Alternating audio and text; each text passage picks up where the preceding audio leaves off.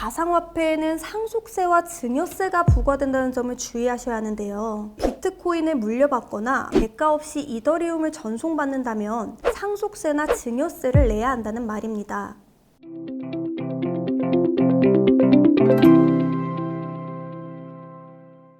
안녕하세요. 상속 전문 변호사 유지은입니다. 최근 몇 년간 투자 열풍을 일으키며 가장 핫한 재테크 수단으로 떠오른 가상화폐가 많은 이슈가 되고 있는데요. 이 가상화폐를 통해 재산을 은닉하여 세금을 내지 않던 고액 체납자들로부터 압류한 코인이 지난 2년간 벌써 2,500억 원을 넘었다는 놀라운 소식도 접할 수 있습니다.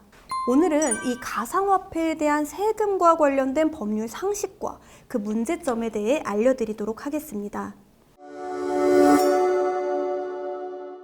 일단 이 세금에 대해 알아보기 위해서는 가상화폐의 법적 성격을 먼저 파악해야 하는데요. 과거에는 실체 여부가 불분명한 가상화폐에 대해 압류가 가능한지, 또 과세는 어떻게 해야 하는지에 대해 많은 논란이 있었지만 2018년 암호화폐도 재산적 가치가 있는 무형재산이라는 대법원 판결로 인해 이 가상재산도 상속이나 증여가 가능하며 또한 세금 부과의 대상임이 명확해지게 되었습니다. 문제는 이 가상화폐에 대한 과세 규정이 법률로 정해져 있지 않기 때문에 현 세법상 과세의 기준을 잡기가 어렵다는 건데요. 이로 인해 2022년 가상자산과세에 따라 코인을 거래함으로써 발생하는 수익을 기타 소득으로 보아 연 250만 원이 넘는 소득에 대해 20%의 세율을 부담하게 하는 소득세법 개정안이 통과되었습니다.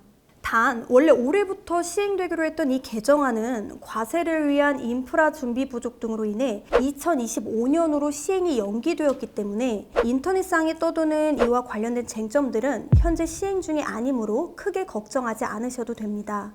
지금까지 설명드린 소득세와는 달리 가상화폐에는 상속세와 증여세가 부과된다는 점을 주의하셔야 하는데요. 부모님에게 비트코인을 물려받거나 친구에게 대가 없이 이더리움을 전송받는다면 상속세나 증여세를 내야 한다는 말입니다. 단, 가상화폐의 특성상 같은 가상자산이라고 하더라도 국내 거래소, 해외 거래소별로 그 가격이 상이한 경우가 많고 하루에도 등락폭이 심한 경우가 대부분이라 상속 또는 증여받은 가치를 어떻게 평가하느냐가 문제였지만 작년 국세청은 이에 대한 명확한 기준을 발표하였습니다. 바로 업비트, 빗썸, 코인원, 코빗 이 국내 4대 거래소에서 거래되는 가상화폐를 기준으로 세금을 평가하고 상속 또는 증여 개시일 전후 1개월씩 총 2개월의 하루 평균 가액을 계산하여 이에 대한 평균액을 기준으로 과세하게 되는데요. 쉽게 예를 들어 3월 5일에 증여받았다면 2월 5일부터 4월 4일까지 일평균 가액을 계산하게 되는데 이 기간 동안 정해지는 일평균 가액을 다 더한 후에 해당 일수인 59일로 나눠서 나온 가격이 과세 기준이 되는 겁니다. 올해부터는 국세청이 홈택스의 가상화폐 일평균 시세를 간편하게 확인할 수 있는 가상자산 일평균 가격 조회 서비스를 시작하였기 때문에 이제 누구나 쉽게 확인이 가능해졌습니다.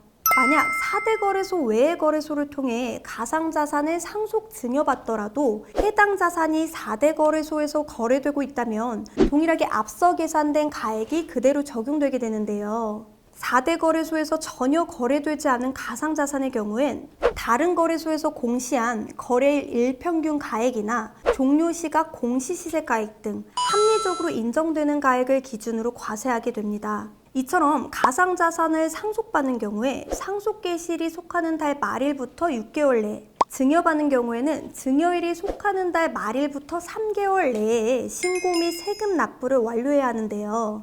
실제로 가상자산 과세가 가능할지에 대해서는 의문입니다. 바로 익명성 때문인데요. 정부는 이런 익명성의 문제를 해결하기 위해 가상자산 사업자에게 거래이익 자료 제출 등 각종 의무를 부과함으로써 해결하려고 하고 있으나 이는 국내 암호화폐 거래소에만 적용이 가능한 게 현실이기 때문에 실제 세법이 적용된다면 대부분의 이용자가 개인 거래를 하거나 외국 거래소를 이용할 것으로 예상됩니다.